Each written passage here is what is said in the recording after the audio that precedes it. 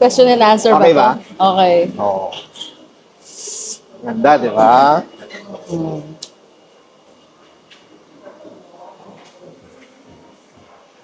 Ayos pa, kulay.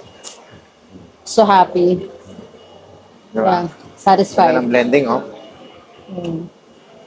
Tsaka, pag ino-open mong ganyan, mas lalong, Titingkad yung kulay. yes, umu-open up. Ma'am, kasi, yung condition ng hair, kaya na sinabi ko kanina, medyo dry. So, instead na i-light ko lahat, pinili lang natin.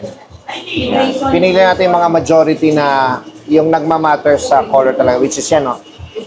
Yan yung mga nakakaputi ng face or nakaka-frame ng face. Ma'am, pwede mo tong i-gitna. Pwede rin siyang side. Pero saan ka madalas madalas dyan? Yan talaga. Oh, okay. So, pabueluhin mo muna. Pag tumibay na ulit siya, kasi di ba sabi mo kanina mas priority mo yung condition. Yeah.